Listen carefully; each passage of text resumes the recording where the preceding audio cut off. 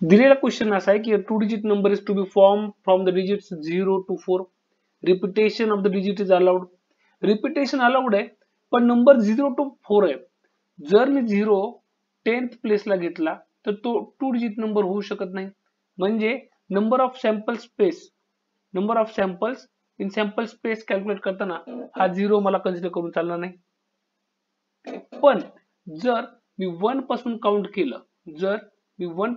केलं तर 10 हा माझा फर्स्ट नंबर बनणार आहे, 11 हा सेकंड, 12 13 आणि 14 असे 5 नंबर्स मी बनवू शकणार आहे. सेम कंडिशन किंवा सेम सोल्युशन मला मिळणार आहे 2 नंबर युनिट प्लेसला ठेवल्यावर.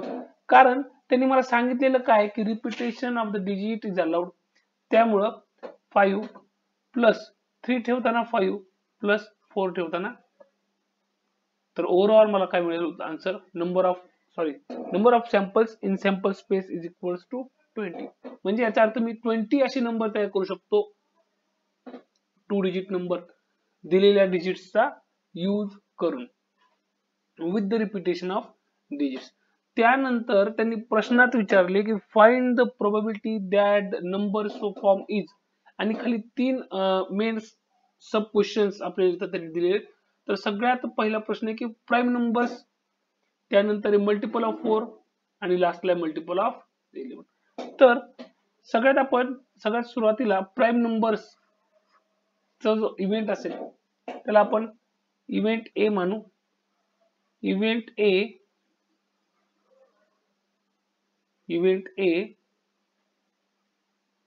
काय असेल, नंबर इज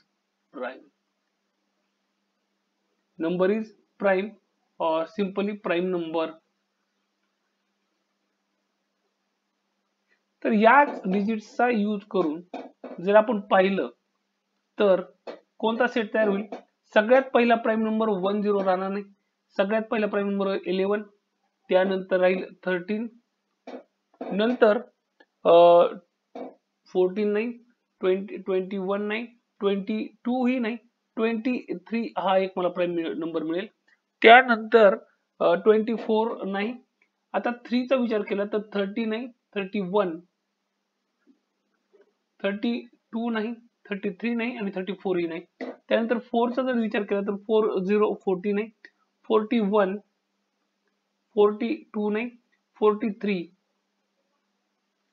हा मला मिळाला सेट ए. इव्हेंट ए काय माझा नंबर इज प्राइम. मग number of samples in event N of A is equals to किती होते, 1 2 3 4 5 6. त्यांनी मला विचारले की प्रोबॅबिलिटी, फाइंड द प्रोबॅबिलिटी. मग प्रोबॅबिलिटी ऑफ ए साठी मला फॉर्म्युला माहिती आहे, number of samples in event A divided by number of samples in sample space.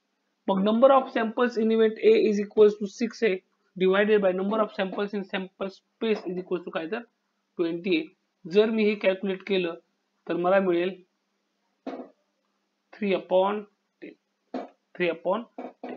Likewise multiples of 4 same procedure आहे मल्टिपल्स ऑफ 4 साठी. तर इव्हेंट बी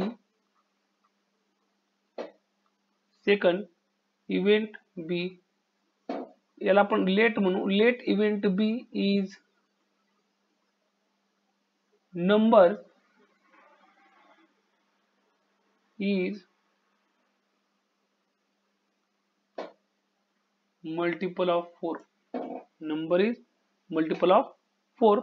तर मग सॅम्पल स्पेस जर लिहायचा म्हटलं तर बी इज इक्वल्स टू, सुरू करू. फर्स्ट नंबर माझा तयार होते 10 नाही, 11, 10, 11, 12. ठीक आहे, 12 हा फर्स्ट नंबर असेल ज्याला 4 ने भाग जाईल, जो 4 ने डिव्हिजिबल असेल. त्यानंतर 13 नाही, 14 नाही, 20 आहे, 20 नंतर आहे 24, नंतर 32, नंतर 32, लास्टला 40 आणि 44, लास्टला 40 आणि 44. हे 4 डिजिट्स सॉरी 6 नंबर मला इथं मिळू शकतात. मग number of samples in event sample space B is equals to आपल्याला इथं परत मिळेल 6. इव्हेंट बी मध्ये नंबर ऑफ सॅम्पल्स किती आहेत तर 6 आहेत. मग परत इथं तोच formula probability of B is equals to वाटलं तर इथं number of samples in event B divided by number of samples in sample space is equals to the number of samples in event B किती आहे माझ्याकडे 6 divided by number of samples in sample space याला मी तर वाटलंच तर number of B असं denote करतो आणि याला नंबर ऑफ यस असं डिनोट करतो. ठीक आहे. तर एन ऑफ बी आहे माझ्याकडे 6 आणि एन ऑफ एस आहे माझ्याकडे 20. तर याचा आन्सर मिळेल 3/10. 3/10. हे झाले 2 क्वेश्चन. लास्टचा जो त्यांचा क्वेश्चन आहे की मल्टिपल ऑफ 11. Multiple of 11. तर याचा answer let event C is equals to number is multiple of 11.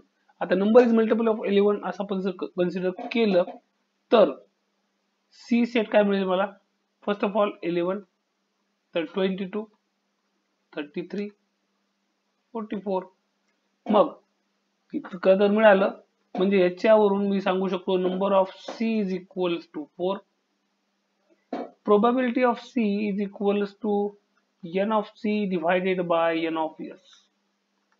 n of C is 4 upon n of S is 20. ठीक आहे. तर हा किती होईल माझा जर हा कॅल्क्युलेट केला तर 4 1 4 4 5 20 so answer is 1 upon 5.